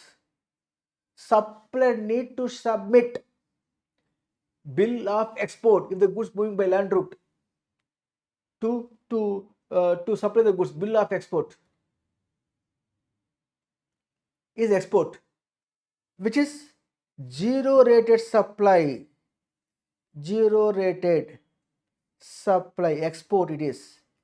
Zero rated supply. Further, if the goods are procured from X limited by a DTA unit, is called as import of goods. The DTA unit should submit the bill of entry to clear the goods by paying what? Basic custom duty, additional custom duty to Department of Customs. It is called import. Because SCZ is the area we specifically designated, kept and called technically a separate island within the territory of India. Speak out. A separate island within the territory of India. So, yes, if the goods supplied to SCZ exports, goods are received from SCZ is import. Same, supply of services to SCZ unit is export of services, received from SCZ unit services, import of services. Even though here SCZ units are we call developers. Who are developers? Infrastructure, road construction, street light construction within the SCZ. They are called developers. So supplied the goods or services unit of SCZ or unit of developer is called exports. Supply from them we call as import. Now in the given case, what benefits SCZ will get? SCZ, when they are exporting the goods, a unit of SCZ export the goods outside India physically, we call physical export. In that case, they are free from duty. When they purchase the goods, when they import the goods, no duty. Duty free zone they are. In that case, on account of export, are they eligible to claim the remission of duties, taxes on exported product benefit? Yes, the benefit is given to them. What for, sir? They are not duty suffering, sir. No problem, sir. Yes, in it on account of export, if they got the duty credit script of remission of duties and taxes on export benefit license they got, that license they can sell off to somebody else with the time period of validity and they can encash the payment is a financial support to unit of SCZ, which is encouragement given by the government to SCZ unit. So SCZ units are eligible to claim remission of duties and taxes on export product. Yes, even though they are not sufferer of the tax, they are eligible for these incentives. Got the clarity, my dear friends?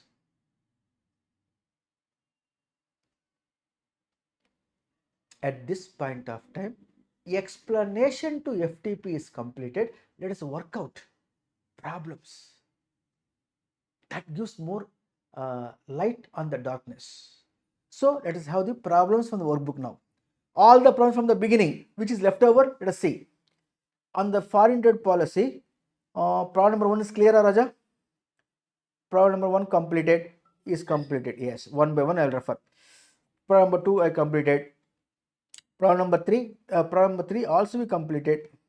Problem number 4 also be completed. Problem number 5 also be completed. Problem number 6 I am reading here. Any problem you can take up and work out. You can do so. I will read the problem. Question number 6. Stellar Industries Private Limited located in Bangalore is a manufacturer operating the unit under the Advanced Authorization Scheme. In the year 24-25, the company undertook the following: imported raw material worth CF value 25 lakhs, duty free under advance authorization. Very good. Received a free of cost inputs from foreign client valued rupees 5 lakhs to address quality contingencies. Okay. Manufactured finished goods and supplied them to Blue Wave SEZ unit Kochi. Okay, they supplied to SEZ unit. Okay. Payment was received in Indian rupees through bank channel. Very good. Separately, Stellar Industries also supplied the goods to UNICEF India, New Delhi, receiving the payment in INR. Answer the following questions based on the foreign trade policy. 1. Is it supply from Stellar Industries DTA to Blue Wave SEZ an export or deemed export? Tell me. Export or deemed export? Supply to SEZ, export or deemed export? Asking the question. Export. Yes, there you are. Export, not a deemed export. Further, can advance authorization be availed if payment is in INR? Yes. Yes. If the payment wherever permissible to realize in INR by Reserve Bank of India, then it is called as export. Payment realized, meaning thereby a advance authorization holder, what value imported? Safe value 25 lakhs. 25 lakhs plus samples standby 5 lakhs. Totally how much? 30 lakhs. When you supply to SEZ unit Blue Wave, there must be minimum valuation. How much required? Advance authorization minimum valuation. How much? Value addition how much? 15%. That means how much? On 30 lakhs, 15% if you add, how much comes here? 15%. 34 lakh 50 is a FOB value required to export. How much is supplied the value to Stellar, to Blue Waves? They give anything? They give the value of supply? They're not given. Then you have to say that they have to supply, they given them a value. What is the minimum FOB value? They are asking. Hey, they are asking. What is the minimum FOB value? Should be 34 lakh 50,000. Is clear? Then the payment, can advance authorization be availed? Yes, because the payment released in the foreign currency with the minimum value addition. Now, can Stellar Industries claim advance authorization for supplies to UNICEF India office where the payment is in INR? UNICEF is not a SEZ unit, brother. If that is the case, payment should be realized in the foreign currency. If the payment is in Indian rupees, it is not a redemption of export obligation. Therefore, they cannot get the advance authorization for the supply made to UNICEF where the payment realized in the foreign, not foreign currency. Answer, look here. Here, export only. Supply receipt is export. Then INR, INR payment allowed for SEZ supplies. INR payment not allowed if it is to UNICEF. Not eligible. UNICEF not allowed. Minimum FOB value 34 lakh 50,000. INR payment from SEZ is accepted. Then question number 7. Reading as follows. Bright Horizon Export, a recognized star export house, intends to import industrial machinery valued at 75 lakhs, applicable BCD 10%, ignore the local social welfare surcharge, very good. Under the foreign policy, such import are eligible for full exemption from basic custom duty subject to fulfillment of export obligation within what 6 times of duty saved, 45 lakhs within the prescribed time frame. However, no customs notification has yet been issued to operate. However, no customs notification has yet been issued to operationalize that this FTP benefit under the Customs Act. Can Bright Horizon Export proceed with import of goods claiming duty exemption based on solely on the FTP? Now, point here is a CF final question, Raja. CF final. One can expect in the examination. They said they import how much? 75 lakhs worth of the capital goods. They importing industries machinery. 75 lakhs. 75 lakhs on which BCD how much? 10% is equal to 7.5 lakhs. So 7.5 lakhs duty saved. So 7.5 lakhs duty saved 6 times is equal to how much? 7.5 times 6 times is equal to 40 lakhs. 40 lakhs of 45 lakhs of export of FOB within 6 years I am going to make.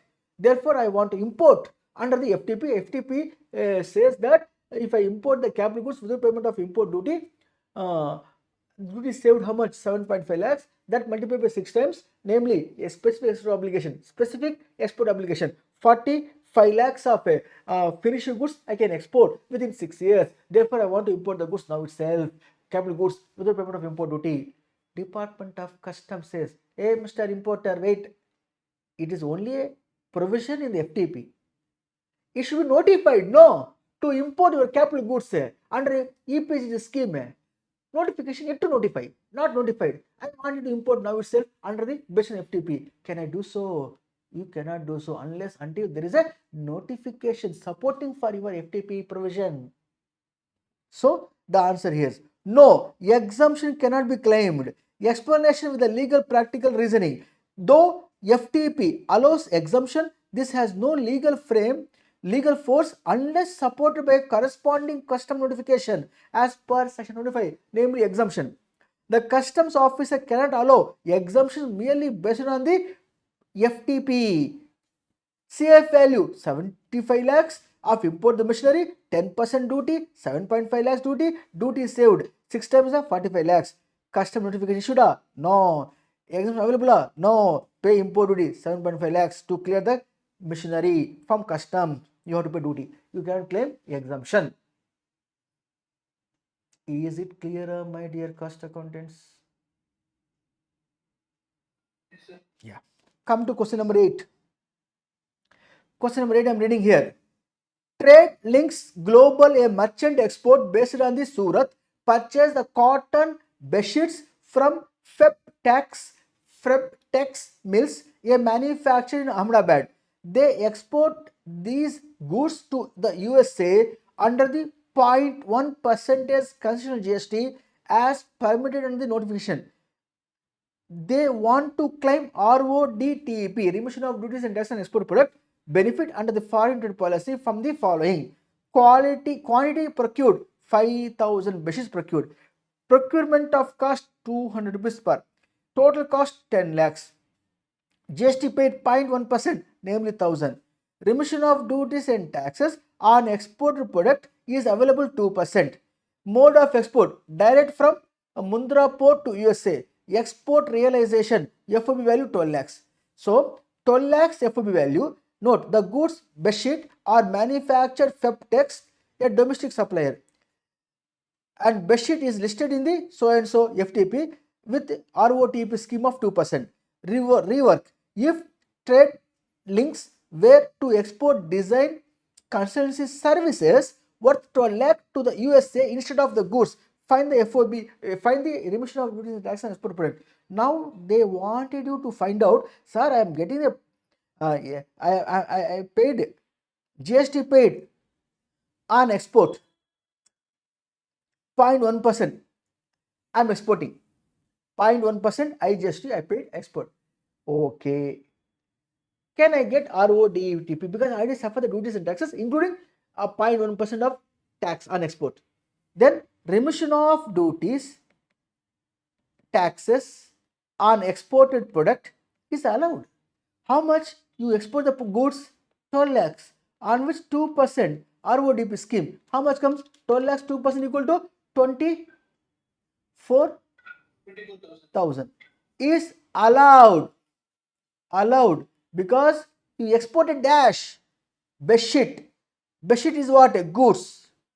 Remission of duties, taxes on exported product. Product if you export can claim RODP.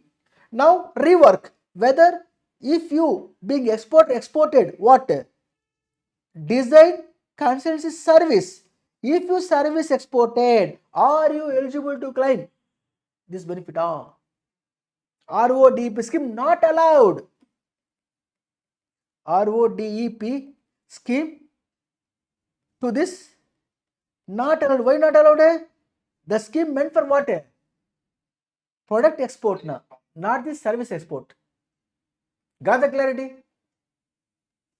So the answer here is, in the given case, 24 benefit allowed if you export the goods. If you export the services, then in that case, here DEP scheme benefit for services 0, not allowed. Remission of duties and taxes on exported product claimable by merchant exporter even on the concessional rate of IGST paid on procurement allowed. IGST here IC gate means what? ICE means Indian Customs. I na Indian, C na Customs, E na the electronic data interchange. I na Indian, C na Customs, E stands for electronic data interchange. Gate, GAT, gate. So Indian Customs Electronic Data Interchange Gateway. That means one system portal. So through that you can claim remission of duties and taxes on export product. This is the meaning of it. But export of services you can claim. Is clear? Further, my dear friends, question number 9 already covered. Question number 9 covered. Question number 10 is as follows. Question number 10. Vega Appliances Private Limited recognized 2-star export house. 2-star export house. Here required. That's why always when you go to the problems, you come across limelight on the darkness. 2-star export. We have star exporter, my dear friends, under the customs law. Star exporters means, which is under FTP. If we export, FOB value of export, millions of dollars. 1 million equal to 10 lakhs. So they're talking dollars. I will explain to you. I will show you that also right now for your kind consideration. Star export house concept, which you can easily understand also because you being a cost accountant required to certify that the star 1, star 2, star 3, which star I can get.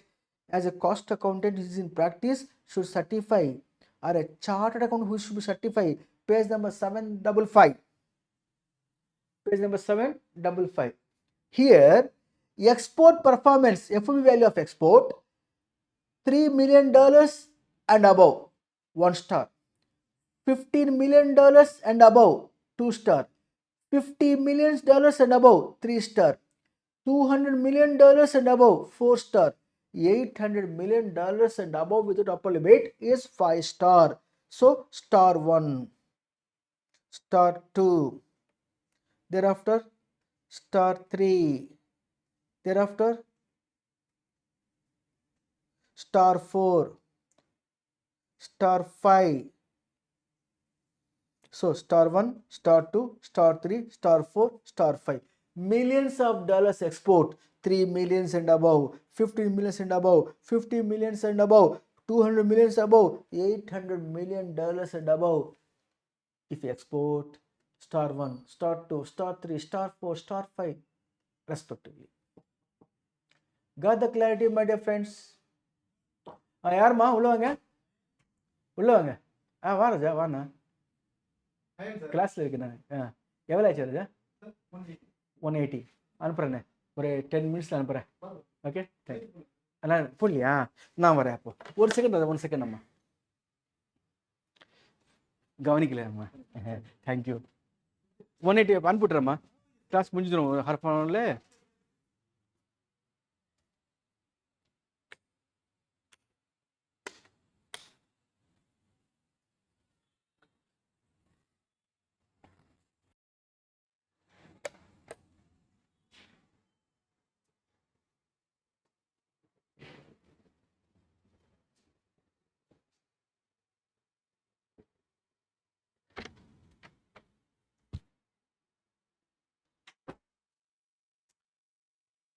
Now, my dear friends, if it is star 1, star 2, star 3, star 4, star, what is the importance for them? What benefit they will get? Clear first, pay next. Their consignment, if they import, blindly they will accept whatever the bill of entry submitted. Yes, you please go ahead, pay the duty. And first clear the goods, pay later on duty, no problem. That is the reason I said from every month, from 1st to 15, you pay on 16th the duty. Whenever you clear the goods for import, from 1st to 15, first half of the month, pay on 16th of the same month. 16th to the end of the month, pay the first of the next month. In the case of March month, second half of the last March month, 16th to 31st of March, you pay duty on 31st March. Whatever goods you cleared during that period, pay 31st March. Like that, clear first, pay next. Their consignment not subject to verification for export or import because they are star exporters. Earners of the fine currency, millions of dollars they are exporting goods and earning the fine currency to India. If so, they have the benefits. Now please come back, and they are eligible to pay e-payment custom duty also. Now come back. So having that concept, question number 10. Vega Appliances Private Limited, a recognized 2-star export house, means $15 million and above.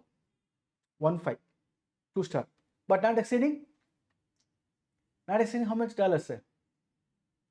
$15 million and above they are exporting, but not exceeding range amma $200 million ra re ippodapa sonna nani 50, not 50, 200, even 50, more than 15, more than or equal to $15 million and above, but not exceeding $50. $50 million range here 3 to 15, here 15 to 50, here 50 to 200, here 200 to 800, here more than 800, more than or equal to 800, here less than 800, less than 15, less than 50, less than 200, less than 800, 800 above, we call them 5-star. So less than $15 million, but more than or equal to $3 million, 1-star. $15 million and above, but less than $50 million, 2-star. More than or equal to $50 million, but less than $200 million, 3-star. More than or equal to $200 million, but less than $800, 4-star. More than or equal to $800 without upper limit, 5-star. So in that case, the range here is 2-star, means the export FOB value of export is more than or equal to $15 million, but less than $50 million. So fine. So a Vega Appliances are recognized two-star export house in Jaipur, Rajasthan. Manufactures home electrical goods for export. They have received an export order from a buyer in Germany, 2 lakh euros, approximately 1.8 crore at 90 rupees per euro. To execute this order, they plan to import specialized component under the advance authorization issued by DGFT with the following details. Import safe value $1 lakh, approximately 83 lakh rupees.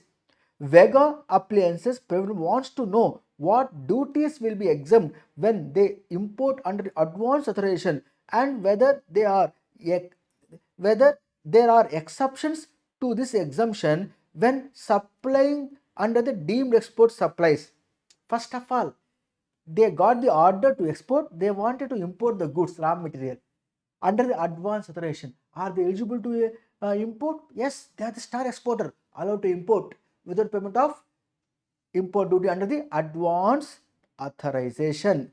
What are the duties are saved here? Not required to pay all type of duties. All type of duties are free from are free. Basic custom duty free, IGST additional custom duty free, safeguard duty free, protective duty free, countervailing duty on the subsidized articles of imported goods free, anti-dumping duty free, anything also free. Free from all duties. Is a uniqueness of advance authorization to import the goods without payment of import duty.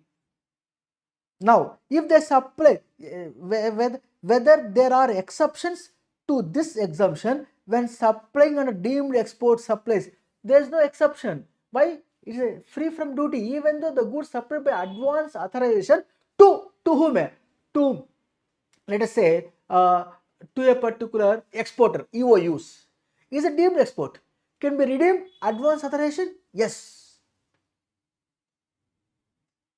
This is what this answer here is given for a kind consideration. All duties are exempted, all type of duties are exempted. The supply to deemed export supplies also be considered as a redemption for advance authorization. With this, I can say that the entire journey on indirect taxes for our December examination, paper number 19, indirect tax laws and practices, completed officially. Anything, you please go through and send the doubts by WhatsApp. I am here to clarify your doubts. Officially, paper number 19, indirect tax laws and practices for December 2025, CMA final examination is completed from my desk. Any doubt, ask me. Somebody ask me, sir, what is the examination strategy and all. Before that, before going for that, any doubt in the given case, in the workings, all the problems we have been worked out, 10 problems worked out from the workbook, whatever may be going to come FTP in the examination, only draw from this only, not beyond that at all, not possible. Not leaving any chapter I have referred at final level. Hardly we left over how many students now at this moment? 5 students. 30 students enrolled. 30 students, 30 students has been enrolled. 3, 4, 5 students left with 5 students who sincerely attend the class from the day one without missing. 1 or 2 missing, they updated no shooter.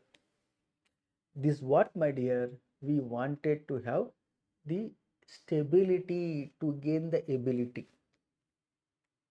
30 students, out of that 33 students seems to be balance 28 students recorded classes they are going to watch. Are they really going to watch? A biggest question mark. If they watch, they will benefit, otherwise up to them. Now coming to exam strategy,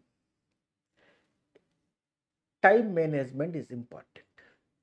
Inculcate the habit of writing little bit speed with good handwriting. I always recommend start a question answer a fresh page. If question number 2 part A you answering, quarter page is completed, 3/4 of the page is empty, leave empty, go to the next page, question number 2B you have to write, and ensure that 100 marks to write in the examination. Whatever may be the examination question paper, try to write 100 marks, try to attempt. Going on writing para by para, point by point, only one question has no use. Something you write, what is relevant, then go to next page, next page, next point, next point. Ensure that 100 marks you write. Thereby, you can collect the marks, pull the marks. One question, 5 marks, 5 page writing, 5 marks only. If you write 1.5 page, 5 marks only. If you write one more question in the time availability, 5 plus 10 marks you are going to write. You get 4, 8 marks, or 3, 6 marks you will get, more than 5 marks you will get. So answering 100 marks is the important strategy. Go for revision. Revision is important. What is to revise? What I discussed in the class, what I spelled out, only go through. Nothing is extra required for the exam point of view. I am telling you, being an author of the subject. In direct tax class, paper number 19, being an author, 25 years experience in the teaching, and I'm a resource person for the CMA Institute for the past many years in the indirect tax class final level. What I spelled out in the class by way of recorded classes, which is available day 1, day 2, day 3, almost 35, 36. With this, maybe around 37, 38 classes are there. You take approximately 40 to average 3 hours, you take 120 hours. 110, 120 hours I took the class. When you are watching the video classes of mine, not required to watch fully. If you are aware of that, you know the sentences, you know the provision, just forward, fast forward. Wherever you're getting struggle, that only listen from the Rafi sir, what that fellow said in the class, what he is pronounced, what he explained, what the example is given, how to understand. Furthermore, in difficulty, I'm there with you as your friend. WhatsApp. Hi sir, how are you? I'm so and so of Bharadwaj Institute, CMA Final. Once you write enough for me, then my query is this, sir. Just could I clarify, sir, how to understand this, sir? Then I will explain to you, or I can send to you the message or voice message, text message. Till you go to examination hall, I will be with you only to clarify your doubts. So what else you want? Tell me, my dear. என்ன எதிர்பார்க்குறீங்க ஃபர்தரா? You want me to come and write exam in the exam hall? That's not good, na?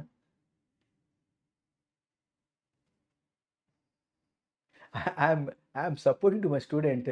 Even institute permitting, I will come and write for you people also. But exams are not allowing inside.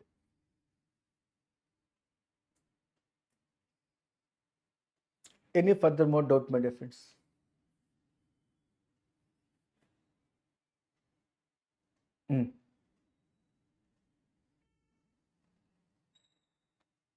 Then shall we conclude the session? All the best to all of you, my dear friends. Thank you to one and all. Thank you, Amna.